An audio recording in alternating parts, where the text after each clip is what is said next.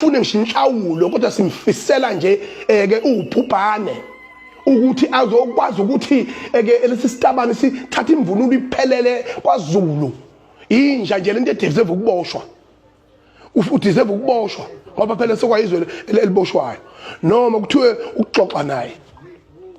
ngoba awukwazi ukuthatha imvunulo yamakhosi imvunulo yesilo noma kuthiwa namalini iphelele yonke injoba injalo especially thina kwaZulu angazikeleke kwaXhosa nasemampondweni ngoba ngibone nomnye sitabani lesi sine sifaka imvunulo yamampondo namaXhosa angazike mhlawumbe noma lolo into abayijwayele nabo sebamukela cha thina la kwaZulu lutho ke ngeke sisemukele boyilwela nabo ukuthi ke ukuthi ke bakubona ukuthi ku wrong kodwa la kithi 100% wrong akungingizwa akucatshangwa sesithule kwanela manje hambani nekulumeni wena nikhompozele yena imvunulo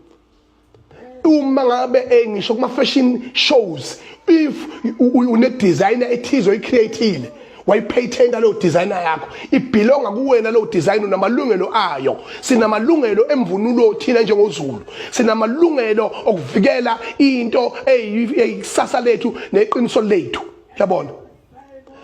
nanjengoShembe njengoba uShembe khona nje ngeke ayivumele ukuthi kutholakale umNazaretha umuntu evunule wasefaka umNazaretha bese enza noma yini avunule ngemvunulo kaShembe bese enza noma yini ewuhlobonga neucindezela phansi isikompilo lenkolo yakwaShembe ngeke amaNazaretha ayivumele leyo nto nathi ke siwuZulu sithi ngeke sivumeke leyo nto itabani kade zasiqala kade lemsuni ezinja itabani ekwazi ukuthi zithatha imvunulo yethu manje yabona manje besithule sibekezele yabona manje senikhwelana ngayo ke manje ke nithatha imqhele amayaka yako umqhele nezingwe neinsimba zakithi nameve bubesi niyokhwelana ngawo indodelana nento indoda amanyala okugcina ke lawo nisibangela ububhezo nisibangela inkinga zokugcina nalomgodo usomizi nalomgodo usomizi yabo lo somizi qoqa isizwe sakho phume naso la eSouth Africa phuma naso la eSouth Africa isizwe sakho asandingi la sizomcwasa bukhoma ke manje ke sizomcwasa bukhoma weyitabani wezinja wemgodoyi ngoba inini nesukela uZulu nisukela ibutho lakwaZulu futhi egana itabani phindelani kwela kini uShomizi qoqa ibutho lakho uhlangana leceleni futhi wena Shomizi ngwenyanya kabi ngoba wena sifika thina la sibanjwe inkunzi siZulu ngaze ngayisho mina ngathi mina umadoda sengamabhinqa sabanjwe inkunzi sisaphutha umfana wakhe omncane wasenquthu usethi Golofu samsupporta esehlathini engazi ukuthi samsupporta ngawo yonke indlela sikhipha amangwefu waphuma umfana thema iphuma wahlangabezwa wena egedeni kanti ungamfuni uzomfundisa amanyala ubutabani kuma nje umfana usiyemfana ukuthi siyambuka nje sambona yena uthi insizwe kodwa sesiyamgabaza ngoba ugolwe uwe msunu entsha Shomizi